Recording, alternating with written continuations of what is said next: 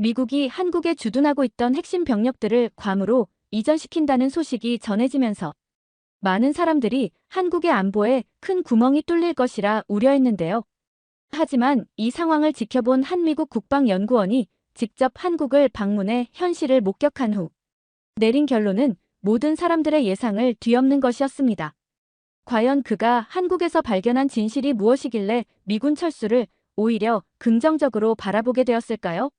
저는 워싱턴에 있는 국방정책연구소에서 한반도 안보를 담당하는 연구원입니다. 엘리자베스라고 불러주세요. 그날 아침은 평소와 다를 바 없었죠. 사무실에 도착해서 커피를 한 잔 내리고 책상에 앉아 하루 일정을 확인했습니다. 한반도 관련 최신 정보들을 정리하는 게 제 일상이거든요. 그런데 오전 9시쯤 되었을까요? 갑자기 동료 연구원 마이클이 급하게 달려왔어요. 평소엔 침착한 편인데 그날은 표정이 심상치 않더라고요. 엘리자베스, 이거 당장 봐야 해. 주한미군 관련해서 엄청난 소식이 들어왔어. 손에 든 문서 뭉치를 받아보니 상단에 빨간 스탬프가 찍혀 있었습니다. 기밀 문서라는 표시였죠. 첫 페이지를 넘기자마자 저는 눈을 의심했어요. 미군이 한국에 주둔하고 있는 병력 중 4,500명을 괌으로 이전시키는 방안을 본격 검토하고 있다는 내용이었거든요. 처음엔 그냥 가능성 중 하나겠거니 했는데 문서를 자세히 읽어보니 이게 단순한 검토 단계가 아니었습니다. 구체적인 시기와 방법까지 논의되고 있었어요. 저는 커피잔을 내려놓고 문서에 집중했습니다. 한반도 문제를 연구한 지 벌써 12년이 넘었어요. 그동안 주한미군의 존재가 얼마나 중요한 의미를 갖는지 누구보다 잘 알고 있었습니다. 북한의 지속적인 위협, 중국의 급속한 부상, 러시아의 움직임까지. 이 모든 복잡한 상황 속에서 미군이 한반도를 떠난다는 건 정말 상상하기 어려운 일이었거든요. 문서를 계속 읽어보니 상황이 더욱 복잡해 보였습니다. 이번 계획이 단순히 병력을 줄이는 차원이 아니라는 게 분명해졌어요. 미국의 인도태평양 전략 전반을 재편하는 거대한 그림의 일부였던 거죠. 중국을 효과적으로 견제하기 위해 괌, 오키나와, 필리핀 등 더 넓은 지역으로 병력을 분산 배치하겠다는 전략이었습니다. 그런데 정말 이해가 안 되는 부분이 있었어요. 왜 하필 지금인가 하는 점이었습니다. 북한이 핵 개발을 멈추지 않고 있고 미사일 실험도 계속하고 있잖아요. 게다가 중국이 대만 문제로 긴장을 지속적으로 높이고 있는 상황에서 말이에요. 저는 의자에 깊숙이 앉아서 천천히 생각해봤습니다. 혹시 이게 정말 한국만의 문제일까요? 아니면 더 큰 그림이 있는 걸까요? 문득 든 생각이 미국이 한국을 포기하려는 게 아니라 오히려 한국이 더 독립적으로 자신을 방어할 수 있는 능력을 기르도록 유도하려는 건 아닐까 하는 거였어요. 점심시간이 지나고 나서도 저는 계속 이 문제에 매달렸습니다. 관련 자료들을 찾아보고 과거 사례들도 검토해봤어요. 냉전이 끝나고 나서 미군이 해외 기지를 재편한 역사를 살펴보니 이런 변화가 전혀 없었던 건 아니더라고요. 하지만 한국의 상황은 달랐습니다. 여전히 분단국가고 북한과 휴전 상태잖아요. 게다가 중국이라는 새로운 변수까지 등장한 상황에서 미군 철수는 정말 민감한 사안이었어요. 그날 저녁 집에 돌아가서도 계속 생각했습니다. 한국 정부는 이 소식을 어떻게 받아들일까요? 한국 국민들의 반응은 또 어떨까요? 안보에 대한 불안감이 커질 수도 있고 반대로 자주 국방에 대한 의지가 더 강해질 수도 있겠다는 생각이 들었어요. 그날 밤 늦게까지 저는 컴퓨터 앞에 앉아 있었습니다. 이 문제의 진짜 의미가 무엇인지, 앞으로 어떤 변화가 올지 파악하려고 노력했거든요. 분명한 건 이것이 단순한 병력 감축이 아니라 동아시아 전체의 안보 구조를 바꿀 수 있는 중대한 변화라는 점이었습니다. 다음 날 아침, 저는 이 문제를 더 깊이 조사하기로 마음먹었어요. 왜냐하면 이것이 한미동맹의 미래, 나아가 동아시아 평화와 안정에 미칠 영향을 정확히 분석하는 것이 제 책임이라고 생각했기 때문입니다. 일주일 후, 저는 국방부에서 주최하는 안보전략 세미나에 참석하게 되었어요. 평소 같으면 그냥 루틴한 회의겠거니 했을 텐데 이번엔 달랐습니다. 주한미군 철수 소식이 알려진 후 첫 번째 공식 모임이었거든요. 세미나장에 들어서니 분위기가 심상치 않더라고요. 평소보다 참석자들이 많았고 모두 진지한 표정이었습니다. 국방부 고위 관계자들부터 시작해서 각 연구소의 전문가들, 그리고 언론인들까지 모여 있었어요. 발표자로 나선 건 국방부 동아시아 담당 부차관보였습니다. 제임스 워커라는 분인데 평소 알고 지내던 사이였거든요. 그런데 그날의 제임스는 평소와 달리 매우 신중한 모습이었어요. 여러분, 오늘 논의할 주제는 단순한 병력 재배치가 아닙니다. 제임스의 첫 마디부터 회의장이 조용해졌어요. 모든 사람들이 집중하고 있었습니다. 이는 인도태평양 지역 전체의 안보 전략을 근본적으로 재편하는 작업의 일환입니다. 우리는 더 이상 고정된 기지 중심의 방어 체계에만 의존할 수 없어요. 저는 메모를 하면서 그의 말을 주의 깊게 들었습니다. 그런데 뭔가 이상했어요. 제임스가 말하는 건 표면적인 설명일 뿐, 진짜 이유는 따로 있는 것 같다는 느낌이 들었거든요. 특히 한국의 경우, 이번 변화를 통해 더 큰 국방 책임을 맡게 될 것입니다. 한국군의 역량이 크게 향상된 지금, 이는 자연스러운 흐름이라고 볼 수 있죠. 이 말에 청중들 사이에서 술렁거리는 소리가 들렸어요. 특히 한국 관련 전문가들의 표정이 심각해졌습니다. 저 역시 마찬가지였고요. 그런데 바로 그때 회의장 뒤쪽에서 손이 올라갔어요. 한국 국방부에서 파견 나온 연구관이었습니다. 이준호라고 하는 분이었는데 한국의 안보 정책을 오랫동안 담당해온 실무진이었거든요. 잠깐만요. 말씀하신 내용에 대해 한국 측 입장을 말씀드리고 싶습니다.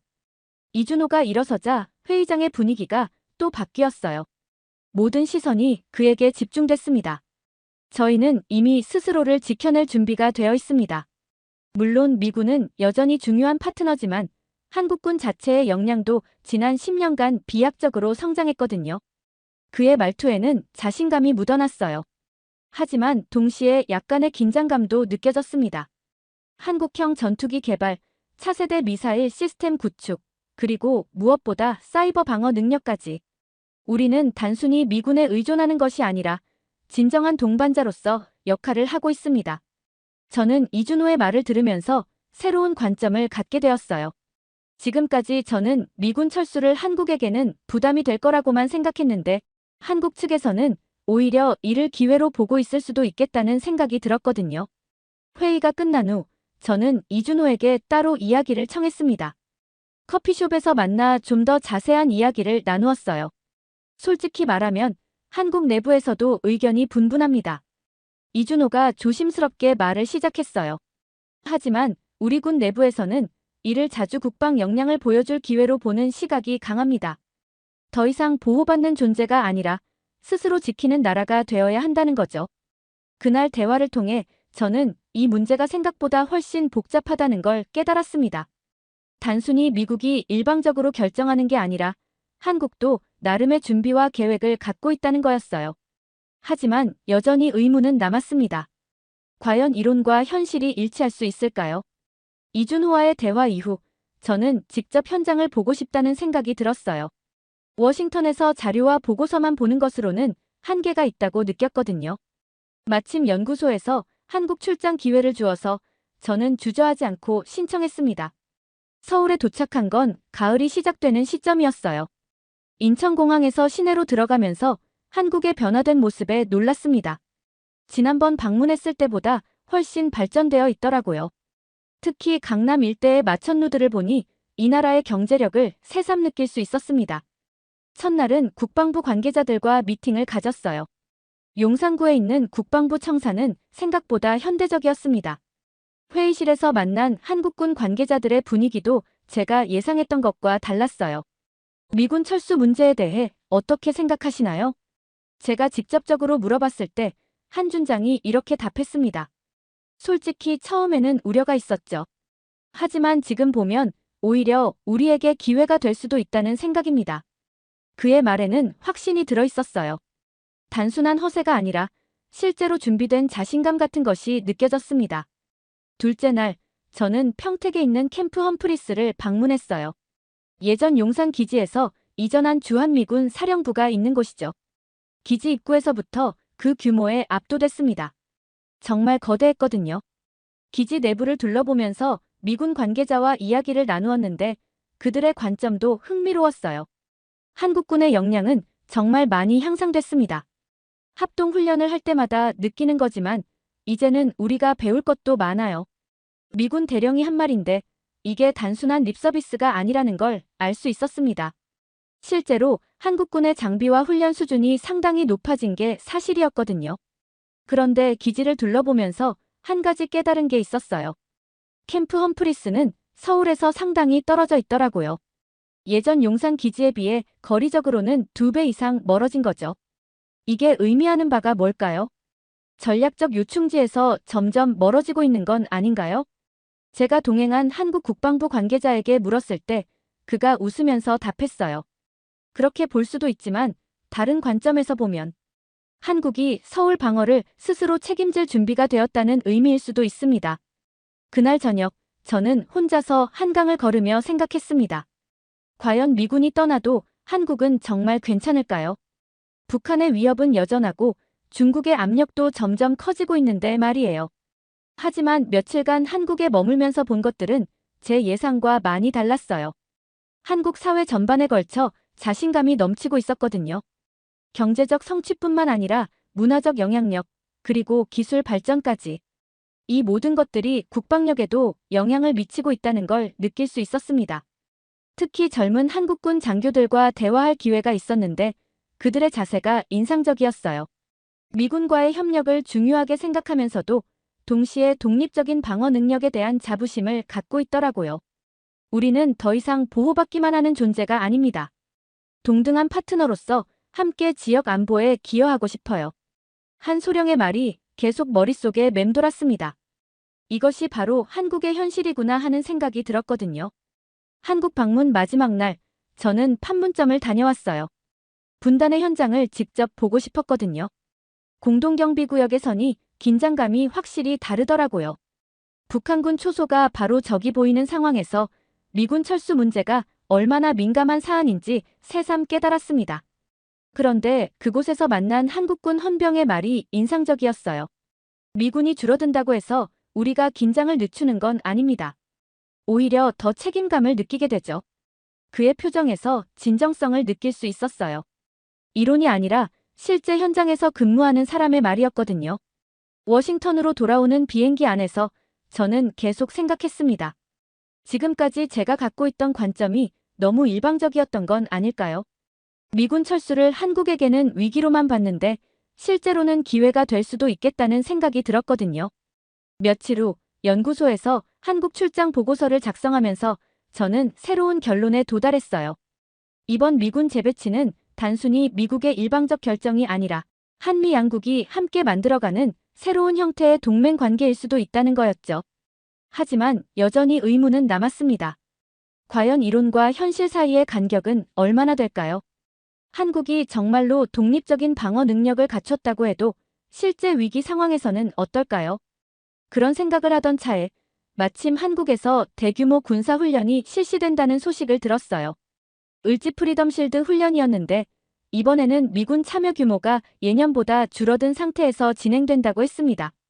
저는 이 훈련 결과에 주목했어요. 실제로 한국군이 미군 의존도를 줄이고도 효과적인 방어 작전을 수행할 수 있는지 확인할 수 있는 기회였거든요. 훈련 결과가 발표되었을 때 저는 정말 놀랐습니다. 한국군의 독립적인 작전 수행 능력이 예상보다 훨씬 높았거든요. 특히 정보 수집과 분석, 그리고 신속한 의사결정 체계에서 뛰어난 모습을 보여줬어요. 이제 우리도 미군과 동등한 수준에서 작전을 논의할 수 있게 됐습니다. 훈련에 참가했던 한국군 장성의 인터뷰를 보면서 저는 마음속 깊이 변화를 느꼈어요. 처음 미군 철수 소식을 들었을 때의 우려감이 점점 사라지고 있었거든요. 그런데 정말 중요한 건 한국 국민들의 반응이었어요. 처음엔 불안해하는 목소리도 많았지만 시간이 지나면서 오히려 자주 국방에 대한 지지가 높아지고 있더라고요. 특히 젊은 세대일수록 이런 변화를 긍정적으로 받아들이고 있었습니다. 우리가 언제까지 남의 도움에만 의존할 수는 없잖아요. 한 대학생의 인터뷰를 보면서 저는 한국 사회의 의식 변화를 실감할 수 있었어요. 이들에게 자주 국방은 부담이 아니라 자연스러운 성장 과정이었던 거죠. 그렇게 몇 주가 지나면서 저는 이 문제에 대한 제 관점이 완전히 바뀌었다는 걸 깨달았습니다. 미군 철수를 한국이 뒤통수 맞는 일로 봤는데 실제로는 한국이 진정한 독립국가로 성장하는 과정일 수도 있겠다는 생각이 들었거든요. 시간이 흘러 겨울이 되었을 때 저는 다시 한번 한국을 방문할 기회가 생겼어요. 이번에는 좀 더 다양한 사람들과 만나보고 싶었습니다. 정부 관계자들뿐만 아니라 일반 시민들, 그리고 현역 군인들의 생각도 들어보고 싶었거든요. 서울 시내 한 카페에서 만난 예비역 장교는 흥미로운 관점을 제시했어요.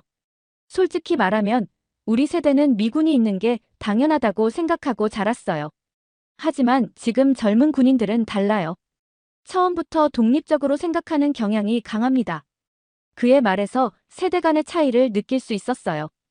기성세대에게는 변화가 불안 요소일 수 있지만 젊은 세대에게는 자연스러운 성장 과정이라는 거였죠. 또 다른 인터뷰에서 만난 현역 공군 조종사의 말도 인상적이었습니다. 저희는 이미 한국형 전투기로 훈련하고 있어요. 성능도 우수하고 무엇보다 우리 스스로 만든 거라는 자부심이 있습니다. 그의 눈에는 확신이 가득했어요. 이런 자신감이 바로 한국군 전체에 퍼져 있는 분위기인 것 같았습니다. 이번 방문에서 특히 주목한 건 한국의 방산업체들이었어요. 한화시스템, LIG넥스원 같은 기업들을 방문해보니 정말 놀라웠습니다. 세계 수준의 무기 체계를 자체 개발하고 있더라고요. 이제 우리도 무기를 수출하는 나라가 되었습니다. 한 방산업체 임원의 말에서 한국의 변화된 위상을 느낄 수 있었어요. 예전에는 무기를 수입만 하던 나라였는데 이제는 다른 나라에 수출까지 하고 있다는 거였죠. 특히 인상적이었던 건 사이버 방어 분야였습니다. 한국의 사이버 보안 기술이 세계 최고 수준이라는 걸 확인할 수 있었어요. 북한의 지속적인 사이버 공격에 대응하면서 자연스럽게 발전한 결과였죠. 사이버 전쟁에서만큼은 우리가 미군보다 앞서 있을 수도 있습니다. 국정원 출신 전문가의 말을 듣고 저는 한국의 방어 능력이 생각보다 훨씬 포괄적이라는 걸 깨달았어요. 그런데 정말 중요한 변화는 한국 사회 전반의 분위기였습니다. 예전에는 안보 문제라고 하면 막연한 불안감이 있었는데 이제는 오히려 자신감이 넘치고 있더라고요. 길거리에서 만난 시민들과 대화해보니 이런 변화가 더욱 뚜렷하게 느껴졌어요. 미군이 좀 줄어든다고 해서 뭐 어때요? 우리도 이제 충분히 강해졌는데. 한 직장인의 말에서 한국 사회의 자신감을 확인할 수 있었습니다. 이런 분위기가 바로 진정한 자주국방의 토대가 되는 거겠죠. 마지막 날 저녁, 저는 남산타워에 올라가서 서울 야경을 바라봤어요. 화려한 불빛들을 보면서 이 나라가 정말 많이 변했다는 생각이 들었습니다. 경제적으로도, 문화적으로도, 그리고 군사적으로도 말이에요. 그때 문득 깨달은 게 있었어요. 미군 철수 문제를 놓고 처음에 제가 느꼈던 불안감이 사실은 한국에 대한 과소평가에서 비롯된 것 같다는 생각이 들었거든요. 한국의 역량을 제대로 파악하지 못했던 거죠. 워싱턴으로 돌아온 후 저는 완전히 새로운 관점으로 이 문제를 바라보게 되었어요. 연구소 동료들과 미팅을 할 때도 제 태도가 달라졌다는 걸 스스로 느낄 수 있었습니다. 예전에는 미군 철수를 우려스러운 시각으로만 봤는데 이제는 한미동맹의 새로운 발전 단계로 보게 되었거든요. 엘리자베스, 한국 다녀온 후로 완전히 달라진 것 같은데요. 동료 마이클이 농담 반 진담 반으로 말했을 때 저는 웃으면서 대답했어요. 실제로 현장을 보니까 우리가 놓치고 있던 부분이 많더라고요. 그날 오후 저는 국방부 고위 관계자들을 대상으로 브리핑을 하게 되었어요. 한국 출장 결과를 보고하는 자리였는데 제가 준비한 내용은 기존 보고서들과는 완전히 다른 관점이었습니다. 한국의 자주 국방 역량이 우리 예상보다 훨씬 높습니다. 브리핑 시작부터 참석자들의 시선이 집중되었어요. 특히 방산업체들의 기술 수준과 사이버 방어 능력은 세계 최고 수준에 도달했습니다. 이제 한국은 보호받는 존재가 아니라 함께 지역 안보를 책임지는 파트너로 봐야 합니다. 회의실 분위기가 조금씩 변하는 게 느껴졌어요. 처음에는 의아해하던 참석자들이 점점 관심을 보이기 시작했거든요. 그렇다면 미군 재배치가 한국에게 위기가 아니라 기회가 될 수 있다는 말씀인가요? 한 준장이 질문했을 때 저는 확신을 갖고 답했습니다. 네, 맞습니다. 오히려 한국이 진정한 독립국가로서 역할을 할 수 있는 기회라고 봅니다. 브리핑이 끝난 후 여러 관계자들이 개별적으로 찾아와서 더 자세한 이야기를 듣고 싶다고 했어요. 특히 인도태평양 전략을 담당하는 부서에서 많은 관심을 보였습니다. 며칠 후 저는 또 다른 중요한 회의에 참석하게 되었어요. 국가안보회의 산하동아시아 태스크포스 회의였는데 주한미군 재배치 문제를 종합적으로 검토하는 자리였거든요. 회의에는 국무부, 국방부, 중앙정보부 관계자들이 모두 참석했어요. 제가 맡은 역할은 한국의 현재 역량과 향후 전망에 대해 평가하는 것이었습니다. 한국은 이미 미군 의존도를 상당 부분 줄일 준비가 되어 있습니다. 제가 발표를 시작하자 회의실이 조용해졌어요. 경제력 기준으로 보면 한국은 세계 10위권 국가입니다. 방산업체 기술력도 세계 상위권이고 무엇보다 국민들의 자주 국방 의지가 매우 강합니다. 데이터와 함께 제시한 분석 결과에 참석자들이 고개를 끄덕이는 모습이 보였어요. 특히 주목할 점은 한국 사회 전반에 걸친 자신감입니다. 이는 단순히 경제적 성장에서 비롯된 게 아니라 문화적 영향력 확산과 기술 발전이 함께 만들어낸 결과라고 봅니다. 국무부 동아시아 담당 차관보가 흥미로운 질문을 했어요. 그렇다면 한국이 미군 없이도 북한 위협에 대응할 수 있다고 보시나요? 이 질문에 대해서는 신중하게 답변했습니다. 완전히 독립적으로는 어려울 수 있지만 현재의 연합방위 체제를 유지하면서 한국의 역할을 확대하는 방향으로 가면 충분히 가능하다고 봅니다. 회의가 끝나고 나서 저는 이 문제에 대한 워싱턴 내 분위기가 조금씩 바뀌고 있다는 걸 느꼈어요. 처음엔 한국에 대한 우려가 많았는데 이제는 오히려 한국의 성장을 긍정적으로 평가하는 목소리가 커지고 있었거든요. 몇 주 후 저는 정말 뜻밖의 기회를 얻게 되었어요. 한국에서 열리는 서울안보대화에 미국 측 패널리스트로 참석하게 된 거였죠. 이 포럼은 아시아 태평양 지역의 안보 전문가들이 모이는 중요한 행사였습니다. 서울에 도착했을 때 공항에서부터 느낌이 달랐어요. 예전보다 훨씬 국제적인 분위기였고 각국에서 온 전문가들로 북적거렸습니다. 한국이 정말 지역 안보의 중심 무대로 떠오르고 있다는 걸 실감할 수 있었거든요. 포럼 첫날 기조연설을 맡은 건 한국의 국방부 장관이었어요. 그의 연설 내용이 정말 인상적이었습니다. 우리는 더 이상 보호받기만 하는 존재가 아닙니다. 이제 지역 평화와 안정을 함께 만들어가는 주체가 되었습니다. 장관의 말에는 강한 자신감이 묻어나 있었어요. 그리고 청중들도 이에 공감하는 분위기였습니다.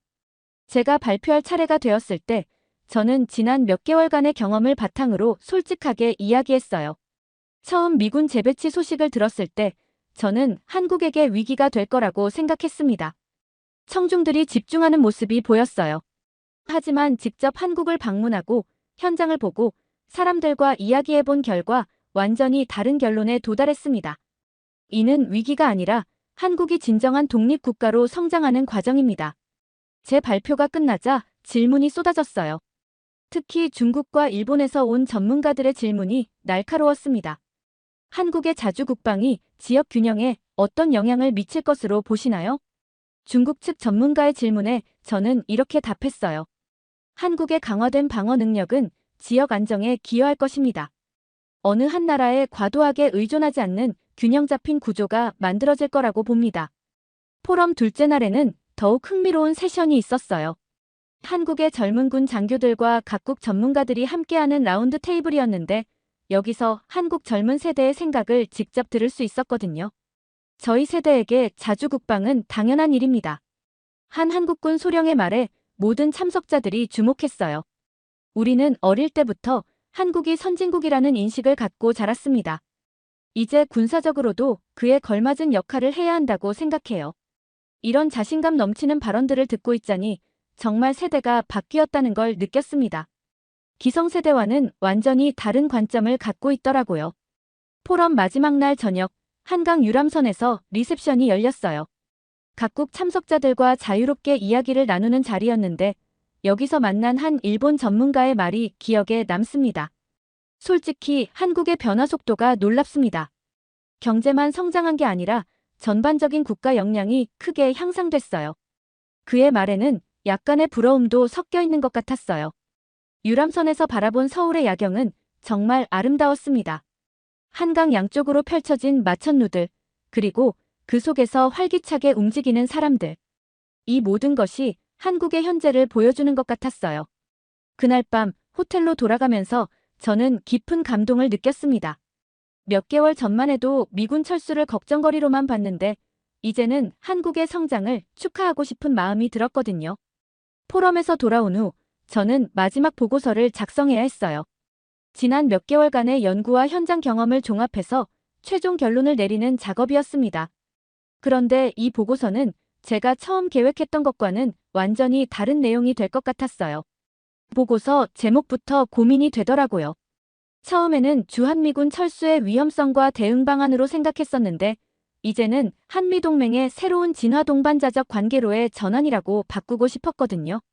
연구소 소장실에서 최종 브리핑을 할 때 저는 솔직하게 제 변화된 생각을 이야기했어요. 처음 이 연구를 시작할 때는 미군 철수가 한국에게 큰 충격이 될 거라고 예상했습니다. 하지만 실제로는 정반대였어요. 소장이 관심 있는 표정으로 저를 바라봤습니다. 한국은 이미 자주 국방을 위한 모든 준비를 마쳤습니다. 경제력, 기술력, 그리고 무엇보다 국민들의 의지까지 모든 조건이 갖춰져 있어요. 제 말에 회의실 분위기가 진지해졌어요. 그렇다면 미군 재배치를 어떻게 평가해야 할까요? 소장의 질문에 저는 확신을 갖고 답했습니다. 이는 한국이 뒤통수를 맞는 상황이 아니라 진정한 독립국가로 거듭나는 과정입니다. 미국도 이를 통해 더 효율적인 인도태평양 전략을 구사할 수 있고 한국도 자주적인 방어 체계를 완성할 수 있어요. 브리핑이 끝나고 나서 소장이 개별적으로 저를 불렀어요. 엘리자베스, 당신의 연구 결과가 워싱턴 내 한국에 대한 인식을 바꾸는데 큰 역할을 했습니다. 그의 말에 뿌듯함을 느꼈어요. 앞으로도 이런 현장 중심의 연구를 계속해 주길 바랍니다. 책상에서만 보는 것과 직접 경험하는 것은 정말 다르다는 걸 다시 한번 느꼈어요. 몇 주 후, 제 보고서가 국방부와 국무부에 정식으로 제출되었어요.